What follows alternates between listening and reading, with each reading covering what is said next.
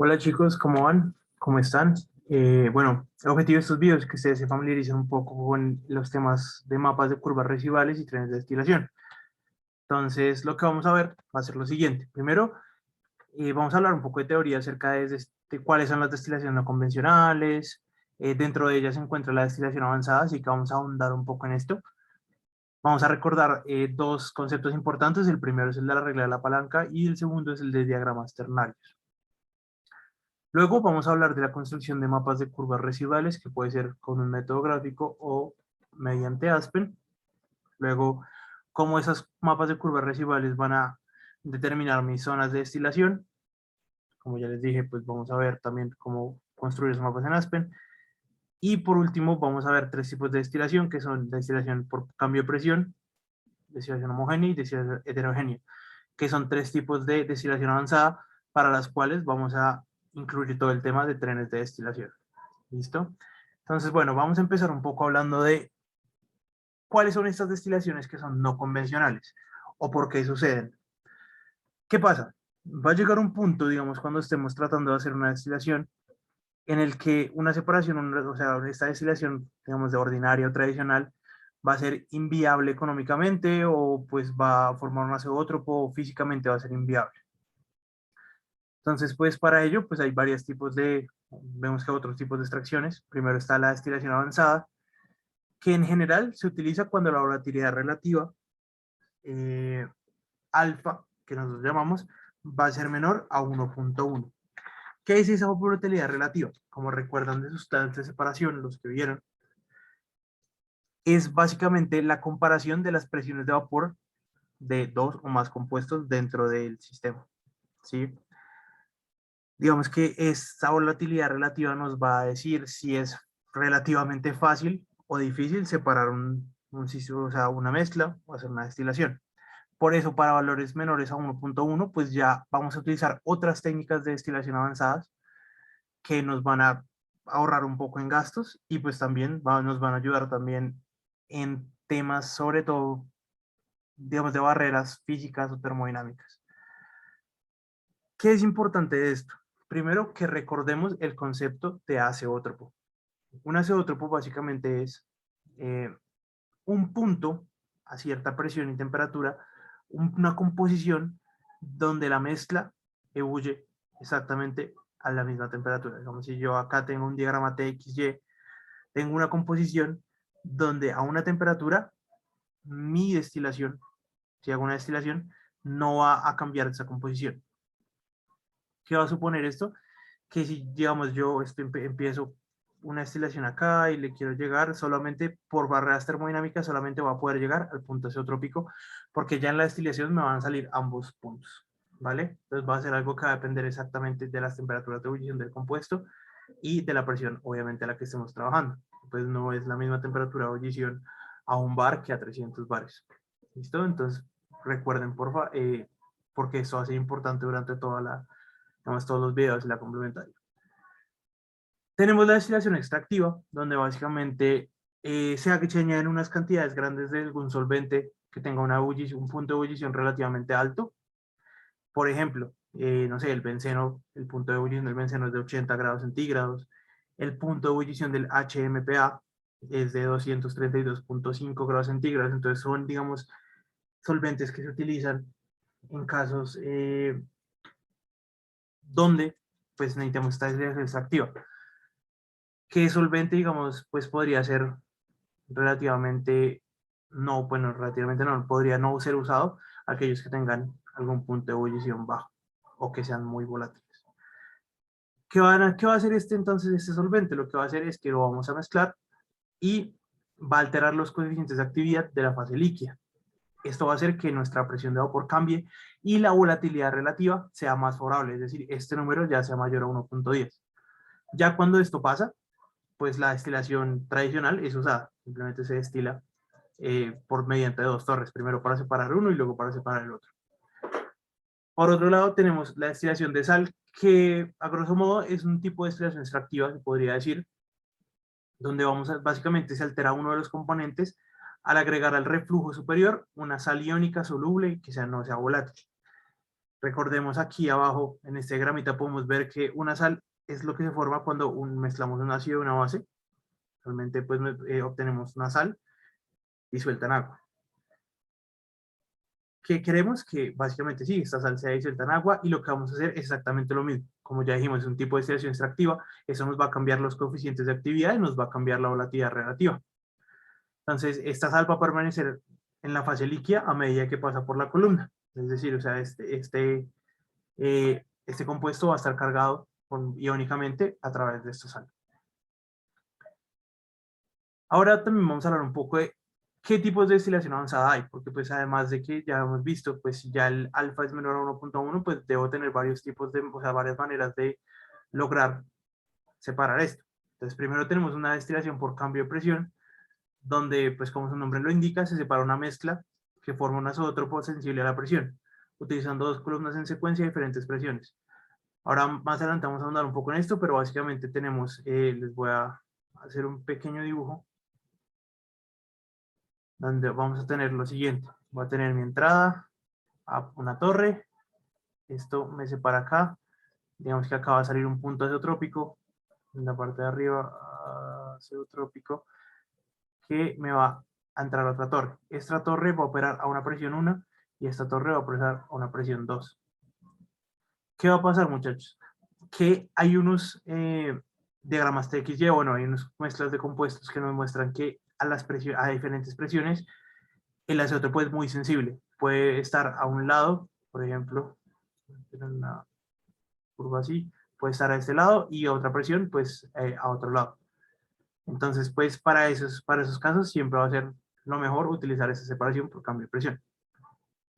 También tenemos la azeotrópica homogénea, que básicamente es cuando yo tengo un punto, pues como su nombre lo indica, azeotrópico, es decir, yo tengo una mezcla binaria azeotrópica, vamos a añadir un agente de arrastre que va a formar un azeotropo homogéneo. Ese agente de arrastre también se conoce como un entrainer. Entonces, ¿qué vamos a hacer? Ya vamos a dejar de manejar pues una mezcla de dos compuestos y ya vamos a manejar una mezcla de tres compuestos. ¿Qué va a hacer ese azeotropo homogéneo? Va a tener una ebullición mínima o máxima con los componentes de alimentación. Y pues vamos a llegar a un punto en el que a partir de ese azeotropo homogéneo podemos separar. La heterogénea es exactamente igual. Vamos a añadir un entrainer y se va a formar un azeotropo heterogéneo de ebullición mínima. ¿Qué va a pasar acá? Generalmente, cuando se utiliza azeotrópica heterogénea es cuando la mezcla de los dos compuestos que quiero separar con el entrainer me generan un domo de invisibilidad. No sé si recuerden que hay mezclas que además de nuestro triángulo tradicional, pues vamos a tener un domo acá donde todo lo que pase dentro de esta zona va a ser invisible. Es decir, pues vamos a tener dos fases. ¿Qué va a pasar ahí? Que esas dos fases pues se van a recircular y van a caer un decantador. Entonces pues una va a ir a un decantador y la otra pues ya puede ser o enviada o a otra etapa de separación o pues puede ya ser el producto final. ¿Listo? Entonces básicamente la diferencia entre la homogénea y la heterogénea es que en la homogénea se logra la separación en una sola fase y en la heterogénea se logran dos fases. ¿Vale, muchachos? Entonces vamos a seguir con esto. Vamos a hablar un poco también de esas características o, bueno, generalidades de la destilación avanzada. Y es que, ¿qué pasa? Que en la destilación multicomponente, las secuencias de destilación, el diseño, los cálculos, la optimización de la columna son relativamente sencillas. O sea, pues mediante métodos analíticos los podemos lograr de manera muy, muy fácil. Entonces, pues digamos que tenemos esa ventaja, pero como no lo podemos usar, o sea, el problema ahora va a ser que determinar y optimizar esas secuencias de destilación pues va a ser un poco más complicado. Si, por ejemplo, en las destilaciones normales utilizamos mesh, utilizamos Fouk, utilizamos Ponchon Savarit, no lo vamos a poder hacer eh, en una destilación avanzada. Entonces, pues también que hay que darse cuenta, por otro lado, que los cálculos pues van a fallar debido a que la relación pues no va a representar una idealidad como si lo haría o lo podría hacer una mezcla que se pudiera separar normalmente. Y va a haber una dificultad también en especificar algunas separaciones factibles. Entonces, usualmente para reducir, digamos, estos riesgos, estos cálculos o bueno, estas imposibilidades, lo que vamos a hacer es manejar diagramas. Digamos que los métodos gráficos nos van a ayudar un poco a aproximarnos a tener una visión acerca del problema. Eh, van a ser casi que una guía para ver la viabilidad de lo que nosotros queremos hacer, de cómo vamos a hacer nuestra separación, qué secuencias necesitan y demás. Y luego, ya cuando lo tengamos, vamos a tener que hacer los cálculos de manera más rigurosa, aunque son más complicados, pero pues se tienen que hacer. Entonces, pues como es importante la utilización de diagramas y los vamos a estar utilizando, pues yo quiero en este punto recordarles un poco. Esto ya lo vimos en la parte de gramas de inflamabilidad, pero básicamente es ubicar la composición 0.2 de TBA, 0.65 de TPB y el balance en agua. Entonces, básicamente tenemos que mi TBA, 0.2 de TBA, me va a dar exactamente acá, este punto de acá. Luego el 0.65 me va a dar acá. Y el balance, ay, perdón. Ya, el TBA, el TBA me va a dar 0.2 acá, el 0.65 de agua me va a dar acá, y el balance en agua que serían 0.15 que me va a dar acá. Ya al unir esas tres cosas, pues tenemos que establecer nuestro punto de mezcla, 0.15, 0.65 y el 0.2. ¿Listo? Ahora vamos también a recordar el tema de la regla de la palanca. Eso es algo que ustedes vieron durante, pues, cuando vieron equilibrio, pero pues no hace falta recordarlo. Esta regla de la palanca primero lo podemos utilizar para mezclas. Este es un proceso de mezclado donde tenemos un flujo que tiene I, un flujo que tiene K, me entra un tanque agitado, un reactor, lo que sea, un mezclador y me sale un flujo de M. Pero también lo podemos utilizar para separaciones, que va a ser nuestro caso. Entonces yo tengo acá, voy a tener un flujo M que quiero separar en I y en K. Pero entonces, ¿cómo funciona esta regla de la palanca? Muy sencillo. Básicamente, lo que vamos a hacer es lo siguiente. Yo tengo acá mi diagrama ternario, ABC, digamos que este es un diagrama un poco sin muchas cosas, pero pues que nos puede ayudar a ubicarnos también. Por ejemplo, yo, ¿qué sería lo primero que quiero hacer si estoy trabajando con una mezcla? Es la mezcla M. Voy a decir, bueno, voy a ubicar mi concentración de I de entrada y mi concentración de K de entrada. Por ejemplo, si mi concentración de I es esta y mi concentración de K es esta, ¿sí? Digamos que I y K no son compuestos, sino son unas mezclas, o sea, una denotación que hacemos para la mezcla. Y lo que voy a hacer es básicamente mmm, unir ese I y ese K mediante una línea recta, ¿sí? Entonces, esta línea recta de acá. Bueno, no tan recta, pero sí, es una línea recta. ¿Qué me dice la regla de la palanca? Que si yo tengo una mezcla entre I y K, mi punto de mezcla va a ser un punto cualquiera dentro de esta línea recta, ¿vale? ¿Cómo sé yo cuál es el punto? Pues digamos que como es un ejercicio que se hace de manera gráfica, pues no se puede ver del todo, ¿sí? Sin embargo, pues sí hay aproximaciones numéricas. Entonces, ¿qué vamos a ver yo? Primero que todo, tengo que saber que si mi concentración de I es mayor, o sea, si me entra un flujo mucho mayor de I que de K, pues el punto va a tender a hacerse hacia I, ¿cierto? O sea, el punto de mezcla va a tener mucho más I que K. Entonces, pues va a estar mucho más cerca de I. En ese caso, vean que este punto de mezcla no está exactamente en la mitad, lo que nos indica que este flujo de I podría ser debería ser un poco mayor que K, ¿vale? Eh, entonces, pues eso también va a determinar el punto de mezcla. Ahora, ¿cómo vamos a utilizar la regla de la palanca? Básicamente vamos a decir que esta relación de FI sobre FK va a ser igual al segmento de MK, es decir, al segmento opuesto sobre el segmento de IM. ¿Qué es ese segmento? No, pues obviamente sería esta distancia que hay de acá a acá, el de MK, y el de IM sería esta distancia de acá a acá, ¿vale? Por eso es que en clases de equilibrio pues nos hacían sacar una regla y medir. Pero eso también vamos a poder representarlo mediante las composiciones. Entonces, por ejemplo, yo sé que esa distancia MK va a ser exactamente igual a la composición de M menos la composición de K, y la distancia IM va a ser exactamente igual a la composición de I menos la composición de M. Así es que se hallan, digamos, los datos faltantes, ¿vale? Entonces, pues como les dije antes, es un método gráfico, pero pues puede ser muy útil, y va a ser muy útil, sobre todo cuando se van manejando los diagramas ternarios, ¿vale? Eso es para mezclas. Ahora, para la separación, vamos a tener algo un poco diferente.